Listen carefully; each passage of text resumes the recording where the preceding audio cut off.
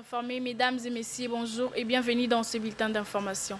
Ouvrant ce bulletin d'information en politique, la situation sécuritaire à Uvira demeure préoccupante et continue d'inciter les réactions politiques et diplomatiques de suivre l'évolution de près. Face à cette situation, le président Félix Tshisekedi s'est rendu ce dimanche 14 décembre 2025 à Luanda. Ces déplacements interviennent dans un contexte de fortes tensions régionales, alors que le chef de l'État a déjà dénoncé la violation par les Rwandais des accords de paix signés sous médiation des États-Unis. De l'autre côté, l'Église catholique condamne fermement cette situation de la 15e assemblée plénière de l'ACA, réunissant les évêques de la République démocratique du Congo, du Burundi et Rwanda. Le cardinal Fridolin Ambongo a critiqué la chute d'Uvira et dénonce les limites et l'inefficacité des accords de paix actuels, estime qu'il exclut les Congolais.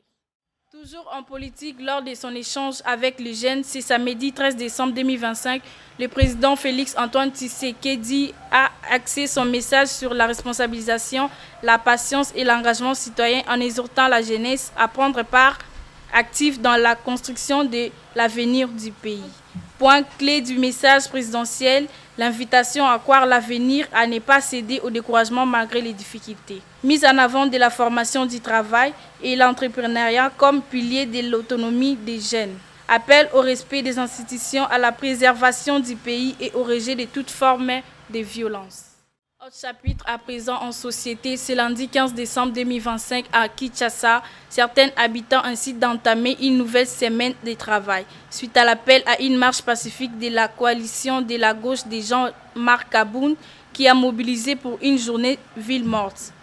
L'initiative est interdite par l'hôtel de ville de Kinshasa. À travers une correspondance d'accusé de réception de la demande de la plateforme de l'opposition de l'hôtel de ville, fait valoir que l'itinéraire choisi par la coalition de la gauche congolaise est situé dans une zone interdite aux marches conformément à l'arrêté SC-329-Cap-GVK-GVM 2021 du 30 septembre portant interdiction des manifestations publiques dans certaines zones dans la ville-province de Kinshasa. Il s'y est de rappeler, l'opposant Jean-Marc Kaboun a été attaqué puis blessé à la tête le samedi 6 décembre dernier au quartier Kanluka dans la commune d'Engaliema à Kinshasa, alors qu'il s'apprêtait à tenir un meeting politique dans ces quartiers.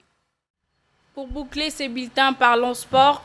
La RDC affronte la Zambie le 16 décembre prochain à l'Espagne. Les Léopards de la République démocratique du Congo affrontera la Zambie ce mardi 16 décembre. Un match amical international est prévu pour préparer les grandes échéances à venir, notamment la CAN 2025. Cette rencontre déroulera en Espagne sur le terrain net afin d'offrir un cadre favorable à la préparation technique et tactique des deux sélections.